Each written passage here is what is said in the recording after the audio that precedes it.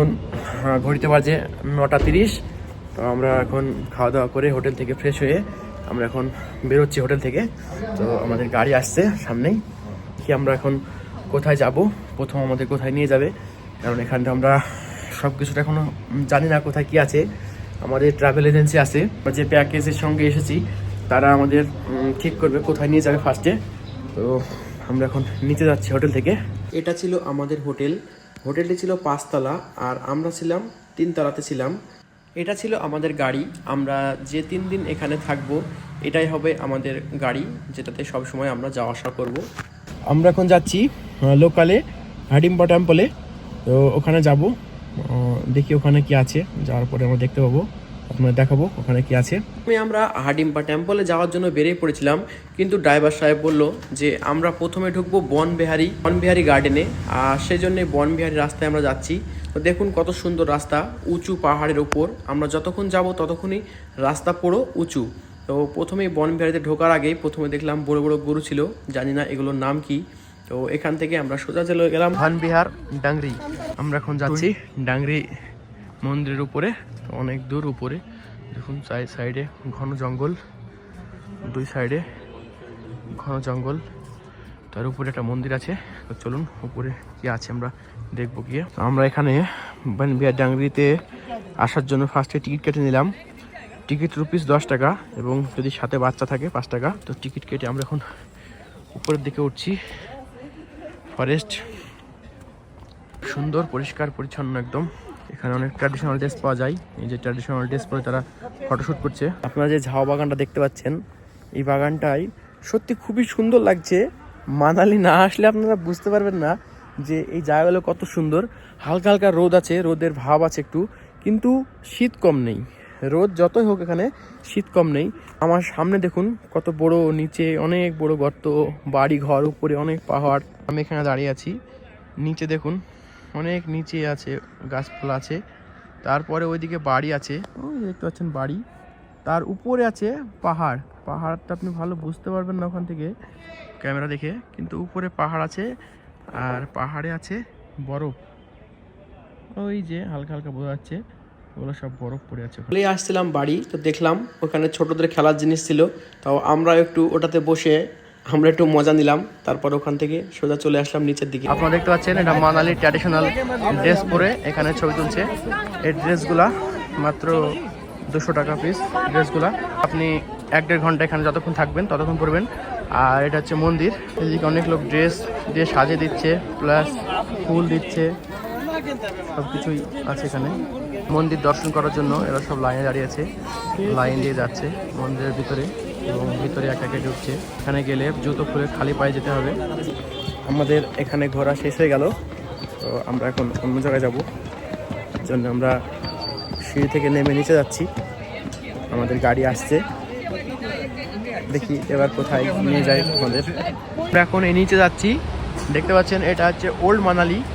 নিচে আছে এই যে এটা ওল্ড মানালি, উপরে পাহাড়, ওইদিকে আছে বরফ, বরফ আছে। আর এখান থেকে ওয়াইড অ্যাঙ্গেলে ক্যামেরায় জাস্ট ভিউটা অসাধারণ আসছিল। নিচে আপনাদের কি আছে ওল্ড মানালিতে, নিচে কি আছে সেটা দেখাবো। আমরা যাচ্ছি এখন, আমরা এখন ওল্ড মানালির একটা সুন্দর জায়গায় আছি। তো আপনারা দেখুন জায়গাটা খুব সুন্দর লাগছে, একদম পরিষ্কার পানিগুলো একদম পরিষ্কার, আর খুব ঠান্ডা। পানিগুলো এত ঠান্ডা মানে হাত দেওয়াই কঠিন এখানে। তো হচ্ছে এদিকে চলে যাচ্ছে পানিগুলো। ওখান থেকে বেরিয়ে একটা ব্রিজ পার করলাম আমরা, এই ব্রিজের তলে ছিল ওই পানিগুলা। ব্রিজ পার করে আমরা এখন যাচ্ছি ওল্ড মানালি বাজারের দিকে। চলুন মানালি বাজারে কি আছে।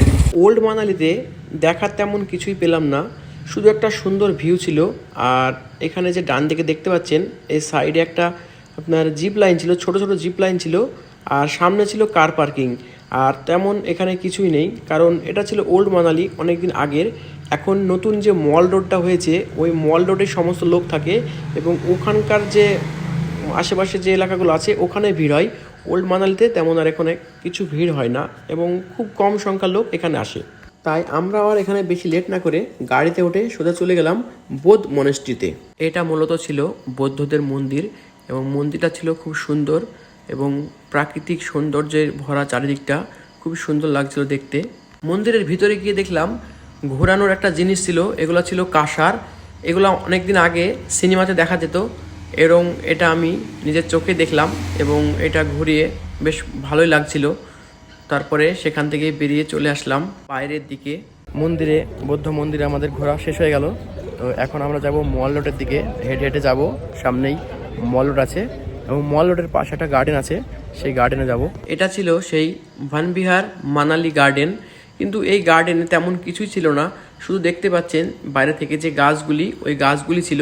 আর এদিকে আমাদের হাতে ছিল টাইম কম, তাই আমরা সেই পার্কে আর না ঢুকে আমরা সোজা চলে গেলাম মার্কেটের দিকে। এটা ছিল মানালির এক সাইডের দোকান, এখানে ছিল কাপড়ের দোকান, ছিল জামা কাপড়ের দোকান, জ্যাকেটের দোকান।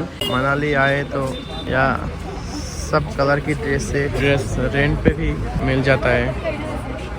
देखिए लोग, এখানে শীতের সমস্ত কোট থেকে শুরু করে সবকিছু আছে এবং রেন্টেও পাওয়া যায় সবকিছু। বাজার করতে এসেছিলাম মল রোডে, এখানে বাজার করতে জামাটা পছন্দ হলো, জামাটা গায়ে দিয়ে ভালো লাগছে, জামাটা নিয়ে নিলাম। মার্কেট থেকে একটু বাইরে এসে এখানকার ফেভারিট গোলাপ জামুন একটু চেক করার জন্য নিলাম। তো খেতে সত্যি খুবই সুন্দর লাগলো, আমি 3 বার খেয়েছি।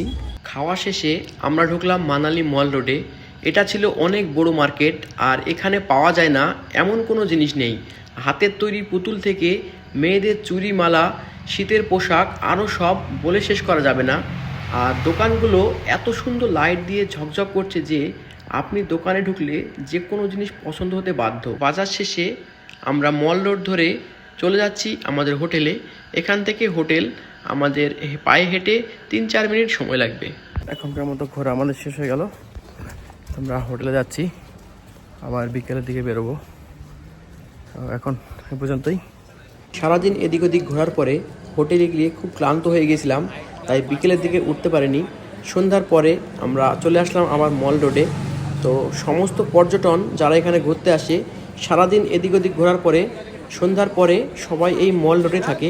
আর এই মল রোডে গাড়ি চলাচল পুরোপুরি নিষিদ্ধ, শুধু মানুষের যাতায়াত করার জন্যই এই রোডটা। গাড়ি চলার জন্য পাশে বিকল্প অন্য একটা রাস্তা আছে। আর এটা ছিল আমাদের আজকে রাতের খাবার, চিলি চিকেন, সাথে তন্দুরি রুটি, ভাত, ডাল, একটা তরকারি ছিল, স্যালাড, ফ্রাইড রাইস এবং পাঁপড়। আবার দেখা হবে পরবর্তী ব্লগে।